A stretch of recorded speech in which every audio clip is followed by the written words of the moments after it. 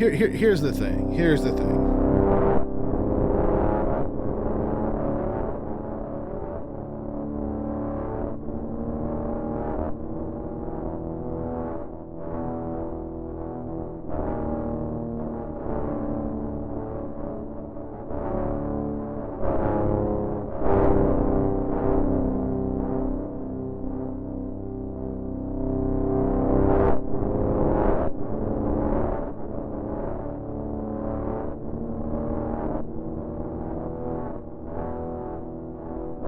This is not a review or even a proper or critical evaluation of Friday the 13th, 2009.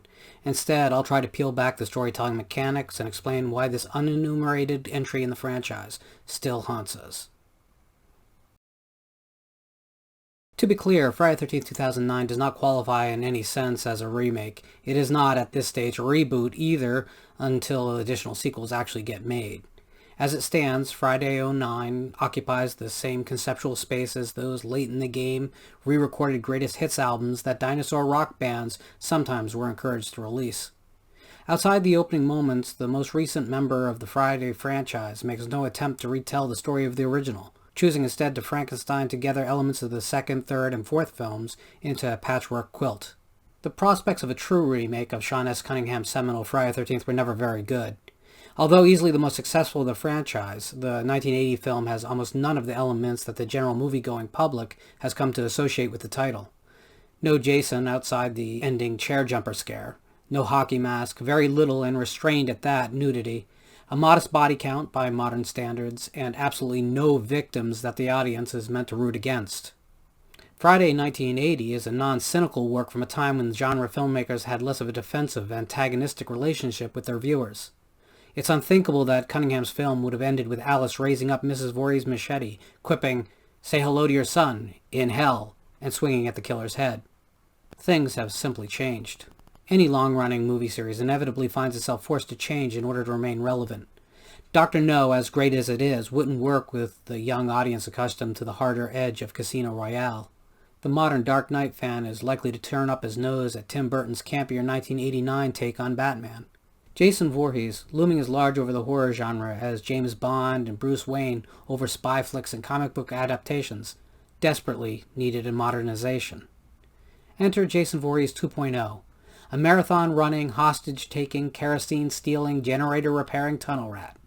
Each of these character traits hopes to address a well-established criticism that the franchise has endured for nearly 3 decades. Jason walks, but his victims run, and he always catches them. Now he runs with athletic precision. How does he manage to be seemingly everywhere at once? He uses a network of underground tunnels. Why in each film does he stalk the final girl, but not act on killing her until the final reel? Well, she reminds him of Mom. How does he keep from freezing during those long winters? A working generator. And a jacket. Each of these solutions is serviceable if somewhat untidy, but not a single one is really necessary. In fact, as we'll see, they're counterproductive.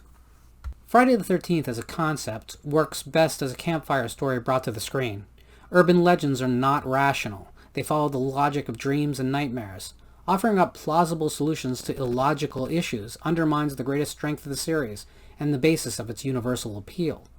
No matter who you are or where you come from, a simple ghost story told in an unfamiliar setting, far from home, in the dark, will always prove effective.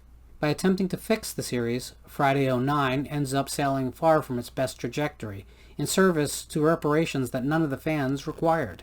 Therein lies the biggest contradiction in the film. On one hand, it wants to return the series to its origins, and on the other, improve on a wildly successful formula. While no one would ever suggest that any artist should ever aspire to merely repeat what has gone before, in this case, the elements clash and end up separating like vinegar and water. Intriguingly, Friday 09 opens with a lengthy pre-credit sequence that might as well serve as a miniature sequel in its own right. It's quickly established that a group of college kids has ventured into the woods around Crystal Lake to harvest an abandoned crop of marijuana. Especially interesting is the early attempt to recapture the campfire urban legend aesthetic of the first 2 films.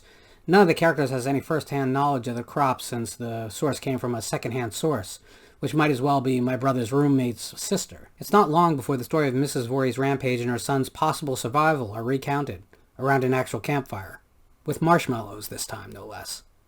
The trip to the decrepit camp is, without a doubt, the most frightening sequence in the franchise since the final chapter. The murders at the campsite are more effective than any we've seen since The New Blood. The dark, almost nihilist atmosphere is a very welcome departure from the tone of Freddy vs. Jason, Jason X, or Goes to Hell. There's real menace here and a palpable sense of danger.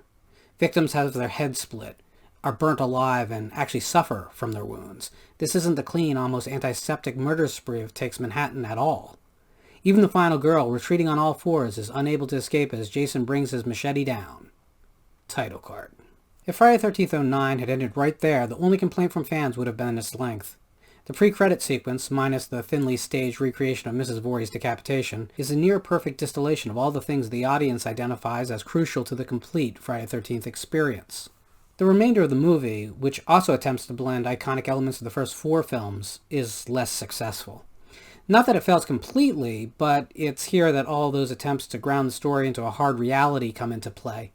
Jason's kidnapping tendencies, underground tunnels, and mechanical proficiency may not completely derail the film, but they ultimately work against its effectiveness by distracting the viewer from the story's momentum. Every time the film detours from the main plot in order to explain away something, it loses all that tension it has built up, and then it must regain it. A perfect example of this is the scene where Clay and Jenna explore Camp Crystal Lake looking for Whitney, only to stumble across Jason. A wonderful suspense sequence, and a clever one too, reversing the common theme of Jason spying on his victims, has a good chunk of its scariness undone the moment Jason turns on those floodlights. Since we've never seen this side of Jason before, it feels alien and strange. The viewer invariably finds himself more interested in Jason's mastery of generators and wiring than the survival of our heroes. And that's a problem. Still, there are excellent scenes abound. Chewie's cruel murder is perhaps the series' most brutal death. Nolan's shocking arrow to the head never fails to draw breath, and the suspenseful lead-up to Chelsea's offing. They're all standouts. When Friday 09 fires on all cylinders, it threatens to eclipse most of the early entries and wind up at the top of most fans' best-of lists. But its missteps, such as the awkward and forced sequence where Jason acquires his trademark hockey mask, are just too damaging. The film's biggest flaw, without question, is its anticlimactic ending. From the moment Jenna dies onward, the movie's momentum wanes. Jenna's death comes unexpected and sudden, too quickly, since she served as the audience surrogate and the only character that comes off as wholly likable. We don't spend enough time with Whitney to really feel any connection with her. Clay broods earnestly enough, but his single-minded search for his sister leaves him without a purpose once he finds her. Sure, he wants to live, but how's that different than any of the other characters? Following the final 2 survivors into a barn to face off with Jason, we feel no dread that either of them... Following the final 2 survivors into a barn to face off with Jason, we feel no dread for either of them... Following the final 2 survivors into a barn to face off against Jason, we feel no dread for that either of them might not make it. While the movie has shown a willingness to kill off traditionally safe characters, we don't care about Whitney or Clay enough for the final showdown to have any emotional heft. And then there's that groan-worthy line, "Say hello to mommy, in hell." Ugh. As if tired of itself, the film limps to its final scare in the most perfunctory fashion imaginable, turning the first film's landmark chair jumper into a strangely idle, eye-rolling denouncement of everything that came before. For a film that went so far out of its way to firm up a more realistic take on the subject, and in the end we get a standard resurrected Jason leaping from the depths of Crystal Lake. In essence, the movie is declaring its own intentions to have failed. Reality just doesn't work for Friday the 13th. But by the final moments of this film, surreality can't work either. No one wakes up on a hospital cot. No final girl breathlessly whispers, "Then he's still there." Take a moment to compare those two-sided lines. "Then he's still there," and "Say hello to mommy in hell." It about sums up the difference between the original classic and this mishandled, sometimes powerful, but confused remake. In one case, the audience is left shaken and creeped out by the violent, haunting experience that they've witnessed. In the other, they're already on their feet with a half-emptied popcorn bag in hand, headed for the theater exit, chatting about going to Starbucks. It's a question of substance and lack thereof. Friday the 13th, 2009 had the unfortunate task of replicating the success of one of the genre's most influential titles. And in all honesty, it is better than most of the later-day slasher movies that studios both small and large have offered. If the same film were released under a different title, with a different killer, a different mask, different name, it would probably be celebrated as a return to form for the stalk-and-slash subgenre. But when compared to the original source, it takes a significant beating. Had the filmmakers trusted the early series dynamic of heightened, surreal storytelling, nightmare logic, urban legend setup, and campfire lyricism, The result might well have ushered in a new era of Friday the 13th supremacy. By choosing to tether their movie to a more plausible sensibility, it effectively chained the film to the bottom of the lake. The good news is, we know how well that works out. Here's the thing. Lorne pretends that he's a big fan of Friday the 13th. Here's the thing. But how can you be so critical of the movies that you supposedly love? And here's the thing. Then that issue is with you. That's not with the film. That's an issue on your part. That reflects some issues that you have, not the film. Here's the thing.